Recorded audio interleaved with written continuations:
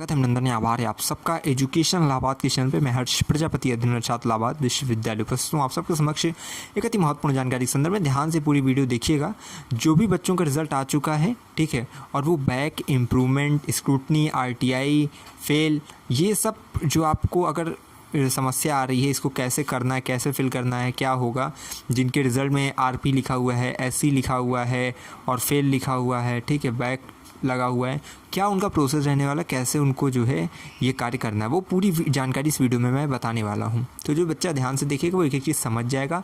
इससे बेहतर तरीके से आपको किसी भी वीडियो के माध्यम से समझाया नहीं जा सकता है। तो इस वीडियो को लास्ट तक देखिएगा, तब आप जो चीज़ें समझ पाएंगे कि जो कॉलेज कैंपस के बच्चे हैं, कॉलेज के बच्चे कहाँ पर फॉर्म अप्लाई करेंगे, कैंपस के कहाँ पर करेंगे, फ़ीस कितनी लगेगी, डॉक्यूमेंट्स क्या लगेंगे, तमाम तरह की चीज़ें। अब ध्यान से सुनिएगा आप। सबसे पहले स्क्रूटनी के बच्चे सुनेंगे। स्क्रूटनी होता क्या है पहले ये समझेंगे, ठीक है। उसके बाद RTI का बताऊंगा, ठीक है, इम्प्रूवमेंट का भी बताऊंगा, बैक का भी बताऊंगा और फेल वाले का वो भी समझा दूंगा। स्क्रूटनी का मतलब होता है कि आप सब स्क्रूटनी का फॉर्म अप्लाई करेंगे। इसके माध्यम से आपको कॉपी नहीं दिखाई जाएगी, कॉपी गुप्त रूप से चेक होगी। अगर नंबर बढ़ाना होगा तो नंबर बढ़ेगा, अन्यथा आपका जो है एक रिज़ल्ट जारी किया जाता है, जिसमें अगर चेंज होता है तो ठीक है, नहीं तो नो चेंज, कोई फिर आपका नहीं होता, ठीक। तो स्क्रूटनी का ये होता है। स्क्रूटनी का प्रोसेस क्या होता है कि आपको FCI बिल्डिंग में संपर्क करना होता है। FCI बिल्डिंग कहाँ पड़ती है? आर्ट फैकल्टी में जब आप जो है प्रवेश करेंगे तो वहाँ एक जो है इलाहाबाद विश्वविद्यालय पुलिस चौकी आपको दिखेगी। उसी के ठीक बगल में आपको जो है FCI बिल्डिंग दिखेगी। वहाँ पे BA, BSc, BCom ये सब का काउंटर है, ठीक है। तो आप अपने संबंधित काउंटर पे जाएंगे, फॉर्म जो ऑनलाइन आपका स्क्रूटनी का निकालेंगे विश्वविद्यालय से, ठीक, विश्वविद्यालय की वेबसाइट से स्क्रूटनी का फॉर्म जो है आप डाउनलोड करेंगे, उसको फिल करेंगे ऑनलाइन फॉर्म को, और फीस आपकी ऑनलाइन वहीं सबमिट होती है। ये सब करने के बाद आप भी अपना जो है जो डॉक्यूमेंट्स होते हैं, जैसे मान लीजिए अपना एडमिट कार्ड, रिज़ल्ट, फीस रसीद, आई कार्ड, ये सब चीज़ें अपना जो है उस फॉर्म के साथ अटैच करके FCI बिल्डिंग में जमा करेंगे। और उसके बाद वो जो है आपका स्क्रूटनी का जब रिज़ल्ट आएगा तो आपको पता चलेगा। ये तो हो गया स्क्रूटनी वालों का। RTI वाले ध्यान से आप समझेंगे। RTI का मतलब राइट टू इन्फॉर्मेशन, यानी सूचना का अधिकार, जो कि 2005 के सत्र में आया था। अब इसके तहत क्या होता है वो समझिए आप। RTI के तहत जो बच्चे RTI का फॉर्म फिल करते हैं, और याद रखिएगा स्क्रूटनी हो, RTI हो, ये सब मेन कैंपस एफिलिएटेड कॉलेज चाहे जहाँ के बच्चे हों, आना पड़ेगा कैंपस में ही। FCI स्क्रूटनी का फिल करना है, चाहे कॉलेज का हो, कैंपस का हो, उसको कहाँ पे आना पड़ेगा? FCI building. RTI को जो फिल करेगा उसको मैं बता रहा हूँ कहाँ पे उसको आना पड़ेगा। तो RTI के तहत क्या होता है कि आप RTI का अगर फॉर्म अप्लाई कर देते हैं तो आपको आपकी कॉपी दिखाई जाती है। कॉपी आप देखेंगे, आप समझेंगे कि हाँ कहाँ पे कैसा नंबर आपको मिला, कॉपी किस तरह से चेक की जाती है। अब एक चीज़ आप समझिएगा, नंबर बढ़ेंगे दो कंडीशन में। पहला कि आपका मान लीजिए सब 5 क्वेश्चन आपने किया, 5 पे आपको नंबर मिला, लेकिन जो टोटल नंबर जो आया है वो उसमें आपको 4 ही क्वेश्चंस के नंबर जोड़ के टोटल नंबर दिया गया। एक क्वेश्चन छूट गया, उसके नंबर नहीं जोड़े गए, इस कंडीशन में आपके नंबर बढ़ेंगे। दूसरा कंडीशन क्या होता है कि आपका मान लीजिए 5 क्वेश्चन आपने किया, 4 ही क्वेश्चंस को चेक किया गया, 5वां नहीं चेक किया गया और उसमें नंबर भी नहीं दिया गया। तो ऐसा होगा तो फिर जो है 5वां क्वेश्चन चेक करके उसमें नंबर जोड़ के फिर हो जाएगा। तो इसी कंडीशन में आपका जो है बढ़ेगा, वरना RTI में और किसी भी कंडीशन में नंबर नहीं बढ़ता है। लिख के ले लीजिए, ठीक है, कोई प्रावधान नहीं है। RTI के लिए क्या करना है? सबसे पहले आना कहाँ पे है? RTI के देखिए, सबसे पहले आर्ट फैकल्टी आइए, ठीक है, सीनेट हॉल परिसर में आइएगा आप, ठीक। वहाँ पे आपको इंग्लिश डिपार्टमेंट दिखेगा। इंग्लिश डिपार्टमेंट और VC कार्यालय जो है, VC ऑफिस, इसके बीच में आपका पड़ता है नॉर्थ हॉल। नॉर्थ हॉल में जब आप एंटर करेंगे, ठीक है, तो उसके ऊपर सीढ़ी से जब जाएंगे तो आपको वहीं पे CPIO का ऑफिस दिखेगा, ठीक है। तो CPIO का ऑफिस में ही आपको जो है RTI फिल करनी है, ठीक है, और कहीं आप परेशान मत होइएगा। और CPIO का ऑफिस जो है PRO के ऑफिस के बगल में। अच्छा, जिसको ना नहीं समझ में आ रहा होगा कि कहाँ से दिखेगा, कैसा दिखेगा, ठीक है, कैसे, तो मैं ऐसा करूँगा, टेलीग्राम पे एक वीडियो डाल दूँगा, ठीक है, जहाँ पे मैं एक एक चीज़ बता दूँगा कि ये CPIO का ऑफिस है, यहाँ PRO का ऑफिस है, ये जो है हेड, ये कोई कंट्रोलर का भी वहाँ पे एक ऑफिस है बगल में ही। तो सब चीज़ें आपको वीडियो में दिख जाएगी। तो आपको करना क्या है, इस वीडियो के बाद जो है सीधा टेलीग्राम पर चले जाना। टेलीग्राम का लिंक आपको डिस्क्रिप्शन में मिल जाएगा, ठीक है, और चैनल के अबाउट पेज पे भी वहाँ से पहले जुड़ जाना, और फिर वो जो है वीडियो देख लेना कि कैसा दिखता है, ताकि आप परिचित रहें कि हाँ ये ऐसा दिखता है, ठीक। तो एक छोटी सी वीडियो क्लिप है, वो मैं डाल दूँगा, और इस वीडियो के अपलोड करने के बाद ही मैं वहाँ पोस्ट कर दूँगा। आप सब परेशान मत होइएगा।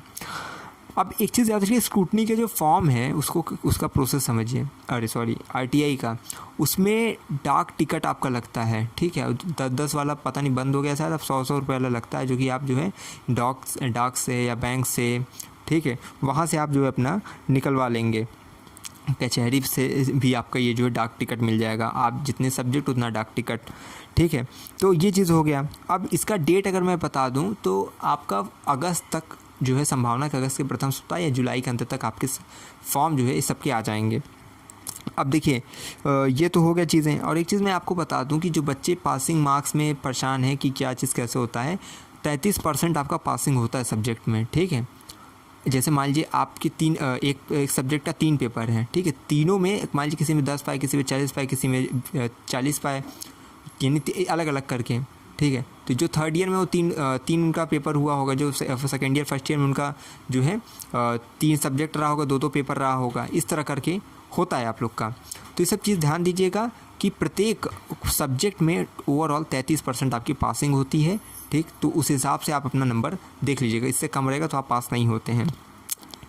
अब एक चीज़ समझिए, अब रिज़ल्ट देखिए बनने का भी एक रहता है कि मान लीजिए थर्ड ईयर के हिसाब से मैं बता दे रहा हूँ कि 3 पेपर आपने दिए हैं, 2 में अच्छे नंबर में, 1 में कम है, ठीक है, लेकिन ओवरऑल आपका 33% से ऊपर जा रहा है तो आप पास हो जाएंगे, कोई दिक्कत नहीं है।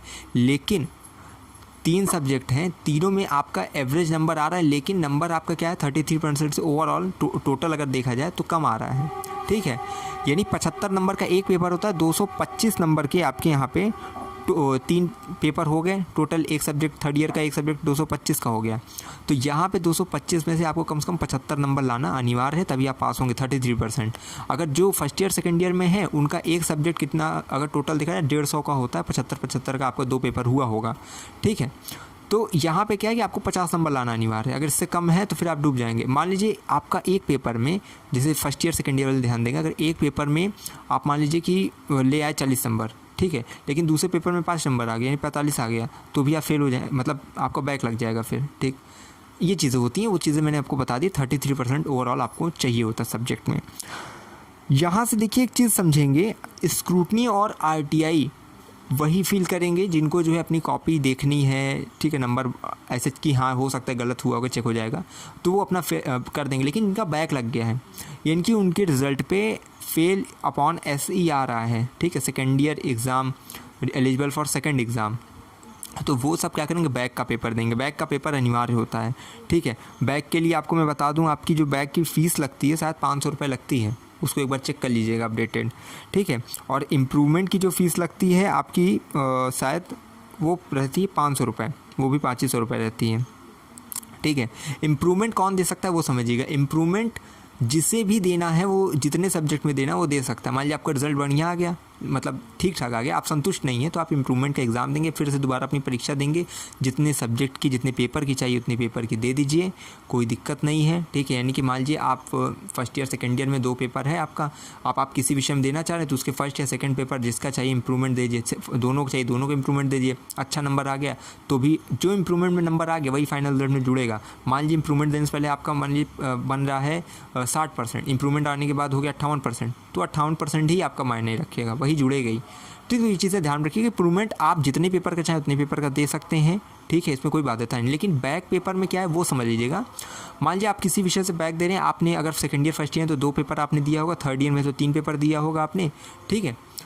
तो ये चीज़ ध्यान रखिएगा, बैक में एक विषय के अगर first year second year 2 paper है तो आप किसी भी विषय में जिसमें कम है, मान लीजिए एक विषय में 30 है, दूसरे विषय में जो है मान लीजिए 20 है या 15 है, जितना भी है कम है, तो आप जो कम है उसको दे दीजिए ताकि उसमें बढ़ जाए, ठीक है। आप जिसमें चाहे उसमें बैक दे सकते हैं।